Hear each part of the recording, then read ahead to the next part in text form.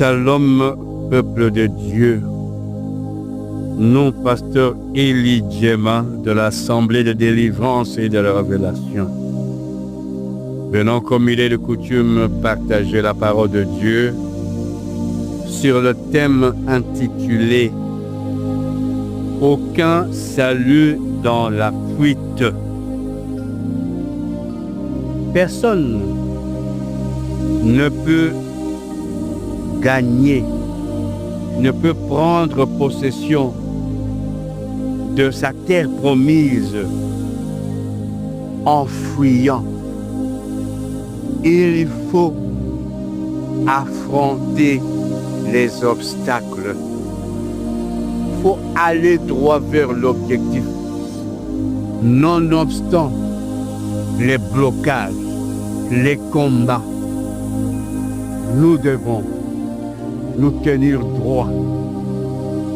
Quel est le message sur lequel nous voulons partager ce jour?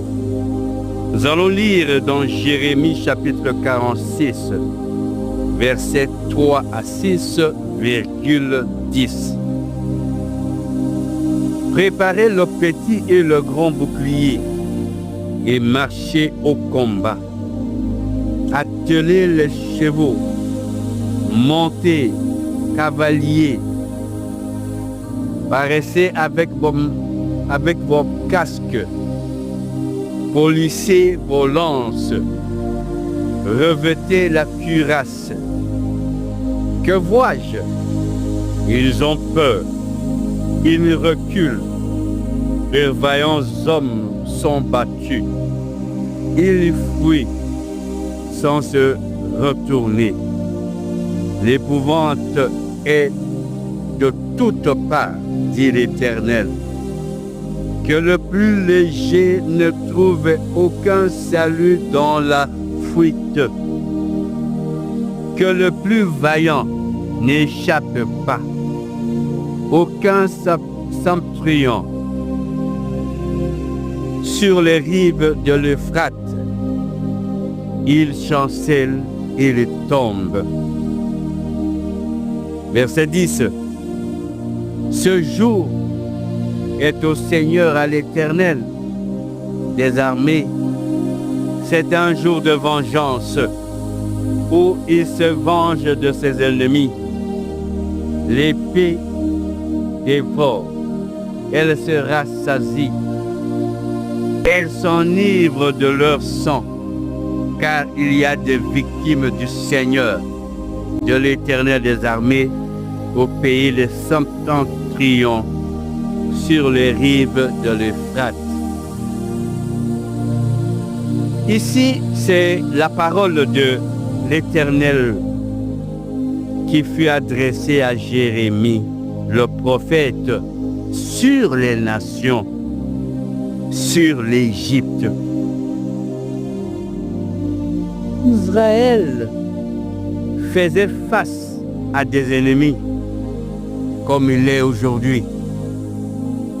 Et la parole de l'Éternel se fit entendre par le prophète Jérémie.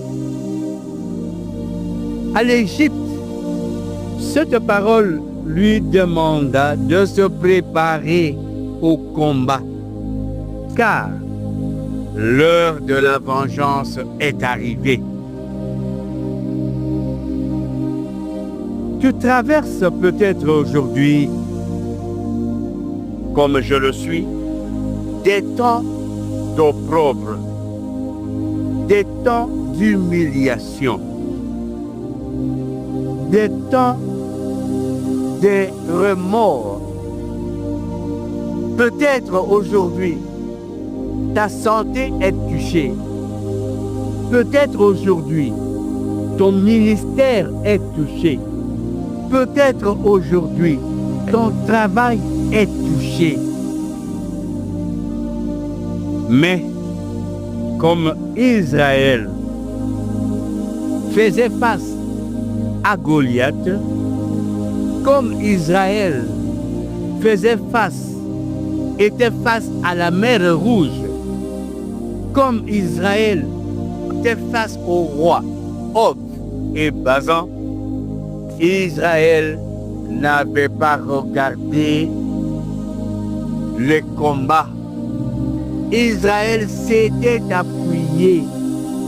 Israël s'était renfermé avec l'assurance de son Dieu. Lisons 1 Samuel chapitre 17 verset 16,24. Au verset 16, il est écrit: les Philistins s'avançaient matin et soir, et ils se présentant pendant 40 jours. Verset 24. À la vue de cet homme, tous ceux d'Israël s'enfuirent devant lui et furent saisis d'une grande crainte. Bien-aimés dans le Seigneur, aucun salut ne peut être obtenu dans la fuite. Aucun salut ne peut être obtenu dans la peur. Et il faut affronter les défis. L'exemple de David est élogieux. Malgré qu'au verset 33, Saül dit à David: tu ne peux pas aller te battre avec ce Philistin, car tu es enfant, et il est un homme de guerre dès sa jeunesse. Saül, regardant la jeunesse de David, devait décourager à affronter ce Philistin appelé Goliath. Mais David n'avait pas regardé la taille de Goliath. Mais David n'avait pas regardé l'expérience de guerre de Goliath. David s'était renfermé sur l'onction qui était en lui. Dieu l'avait oint. Il avait expérimenté la puissance de Dieu, la force de Dieu face à l'ours et face au lion. Quel taille de combat ne peut nous décourager? Le problème pour nous, c'est de connaître le degré de notre confiance avec notre Dieu. Le problème pour nous, c'est de nous rassurer que nous sommes avec Dieu, que Dieu est avec nous. Lorsque Dieu est avec nous, point de besoin de craindre le combat. Avance, avance, parce qu'il ne va point te relâcher. Israël n'avait pas considéré la taille, ni la largeur du fleuve Nil pour le traverser. Le désert n'était pas perçu par Israël et tout autre défi, parce que Israël avait la confiance qu'il était un peuple élu. Aujourd'hui, toi qui m'entends, toi qui m'écoutes, toi qui as l'identité de notre Seigneur Jésus-Christ, toi qui es élu enfant de Jésus-Christ, tu n'as point, tu ne peux pas garder, tu ne peux pas marcher dans la peur, nonobstant tes problèmes, des problèmes qui s'élèvent au-devant de toi. Ne regarde pas avec un regard inquiet. Sois confiant parce que notre Seigneur est avec nous et il ne déçoit point. Hébreux chapitre 10, verset 35 à 36 de dire: n'abandonnez donc pas votre assurance, à laquelle est attachée une grande rémunération.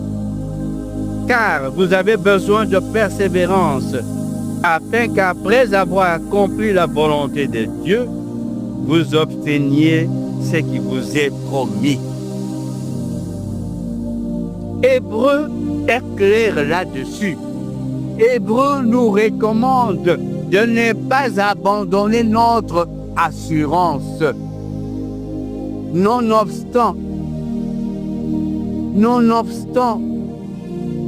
la grandeur, la taille, le degré de ta maladie, nonobstant des problèmes qui peuvent te subvenir d'une manière inattendue, réfère-toi toujours. Rentre toujours auprès de ton Seigneur. Il est avec nous à tout temps et en tout lieu. Nous lui devons révérence. Nous lui devons toute confiance afin que tout ce qu'il nous a promis, nous puissions l'obtenir. En tout état de cause, comme Israël ancien, comme Israël actuel, que tu es et que je suis, la persévérance, la confiance et la foi en notre Seigneur Jésus-Christ doivent demeurer comme le fondement de notre marche face à tous les défis qui peuvent se dresser au devant de notre marche. Maranatha, Pasteur Élie Djema, le tabernacle de Dieu. Pour tout contact éventuel, plus 243 89 18 78 834, ou vous pouvez nous joindre dans notre chaîne YouTube en écrivant Assemblée de délivrance et de révélation.